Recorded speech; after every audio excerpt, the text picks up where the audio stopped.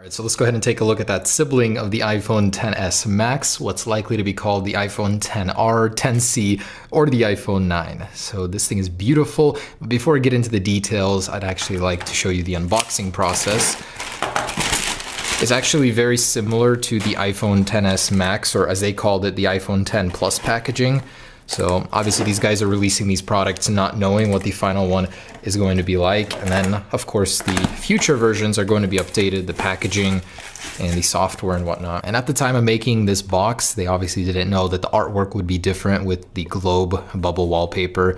Here it does say the iPhone at 10 Plus, 256 gigabytes. So they're just recycling this packaging from the other version. But the actual finished product surprised me with the build quality. It was actually very, very well done.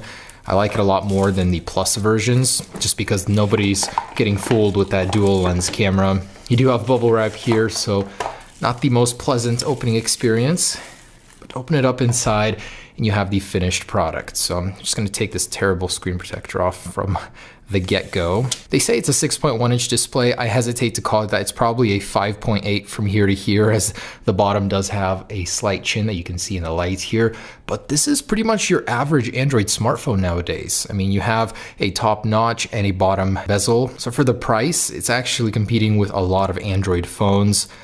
Not performance-wise, probably. I doubt they've upgraded that in any way. Yeah, the build quality is pretty good. Here you can see that the flash unit did shift just a little bit, so it's off center. Here it looks good. And the lens is like all blacked in just so it doesn't seem that small, but it's a little tiny pinhole camera there. Kind of funny, but hey, they did have to go with the design of the official one. A symmetrical speaker setup, not like the asymmetrical one that we learned about today on the Plus models. And by the way, the clones do have the symmetrical one, so that's not how it's going to be like on the official one. The space gray and silver, they didn't have any other colors, but this is roughly what these two will look like. They're going to be very, very premium glass on the back, stainless steel borders. Very, very similar to this. And the placement of the SIM card tray, instead of being smack dab in the middle, will be towards the bottom here. So they did kind of place that one wrong. And here is their idea of a dual SIM card tray. This is actual real functionality. So this will work with dual SIM, but Apple's is a little bit more ingenious. It's on a little tiny tray and it's a double-sided, not like this, stacked. But still, I'm surprised they managed to even get that functionality into a phone like this. So this is real glass on the back, real metal, feels very, very premium. And yeah, so just gotta say the build quality is very good. If you weren't to turn this on, if you were just to handle it, it'd be very difficult for you to tell the difference from the real one, aside from this chin right here. Once they can get rid of this, these clones will get so much harder to tell from the real deal. And you know, of course, once they update the packaging. All right, so I did go ahead and power up this one, the space gray one. I already know kind of what it's running. But it seems like from manufacturer to manufacturer, they do have varying OSs, different versions, different skins. And I did like this one, but it is an older one, seems like. So it does run very well, much smoother than the 10 Plus version, which is really rough. I don't know what they did, but like it's not as smooth as this thing, nowhere near it. Going into the app switcher, this one's way more responsive. Look at this one, look at that delay. This one is prone to freezing and just general, not very usable, but this one actually surprised me with how good it is. So I was able to navigate comfortably. It still does have some weird UI, like hesitations and bugs like that, or when you jump in an app and then you leave it, that happens. Like that's really unsightly. And I wish they would have fixed that. It doesn't seem like it'd be very hard to do, but I'm guessing the fact that it's running a skin, it makes it run all funky. But let's check out this one. Let's see if this one is any different. And I believe they're the same. So look up here, no SIM card is in the corner. This is this does have a real notch up here, but down here you can really see that they it's a real square display. They just put a skin on top of it, the glass, to make it seem like it's curved. Apple does not do that. They don't waste any display in the corner here. And that's because this is an LCD and the limitations of that. It's going to be what it's like. Very weird software here. I'm pretty sure that shouldn't overlay, and it says it's locked when it's not. Okay. These down here are 3D touch, kind of. So you hold them and they do expand with time. So go into the control center and it has a background on it, not matching the one from here. I did notice that it does have a bunch more wallpapers than Apple's, and these are like the official ones except for these two down here. but it does have the iPad ones as well. Like, they really loaded this up with wallpapers that Apple has been removing from their iPhones.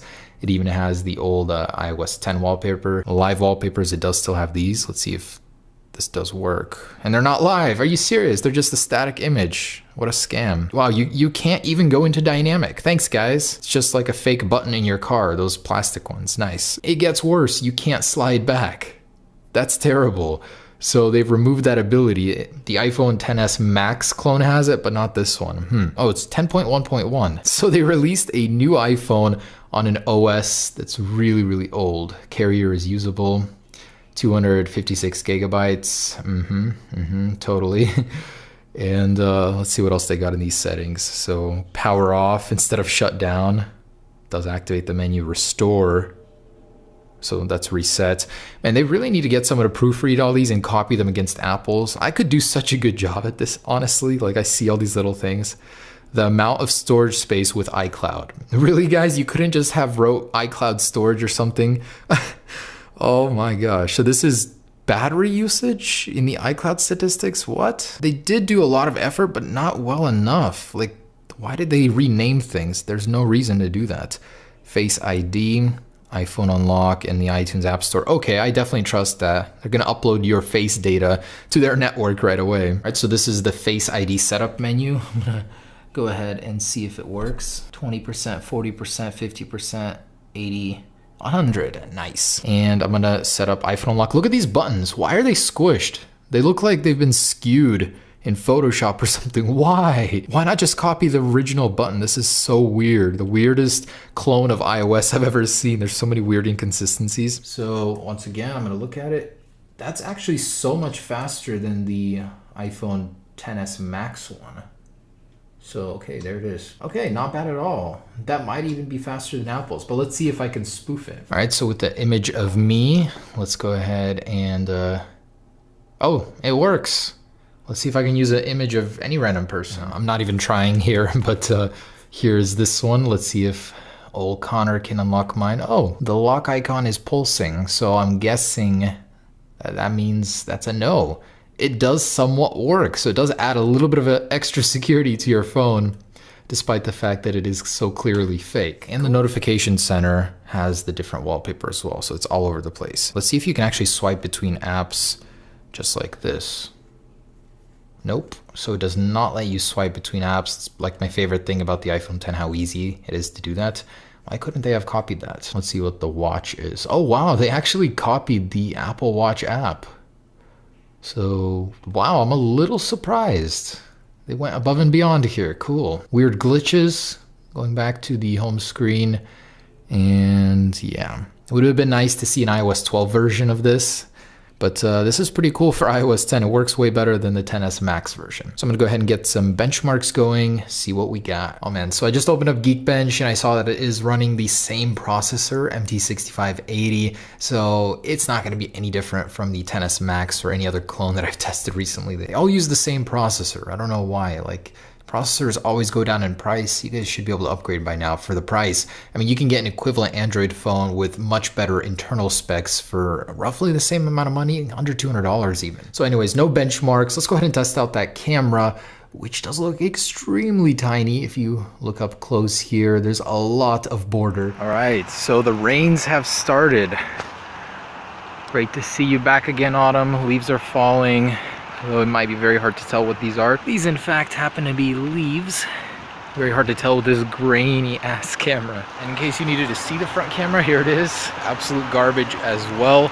I do appreciate the fact that it does have a take picture while recording button. The other clones didn't, and it does have a reverse camera mode in the video settings. All others you had to do it in photo and then go to video. Very strange. All right, so no difference in the camera either. Let's open this thing up, see if the internals are structured any differently. Okay, anyways, I should be able to just bend the metal a little and get a fingernail underneath the back glass.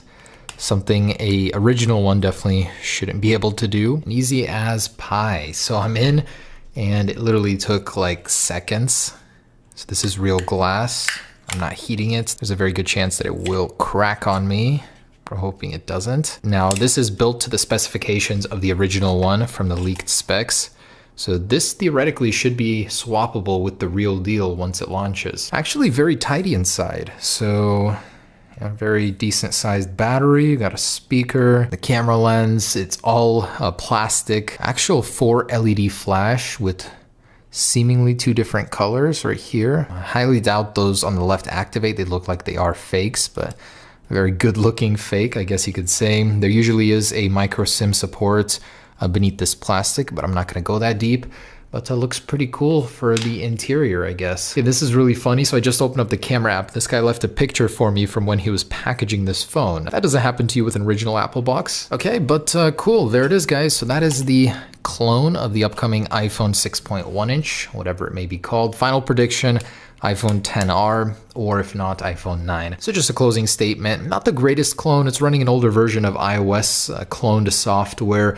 It is pretty responsive, more so than the XS Max, but still, I would wait for a newer version to come out with updated graphics and hopefully an iOS 12 cloned UI, but we'll see. Keep an eye out for it. Thanks for watching. Hope you enjoyed it. Peace.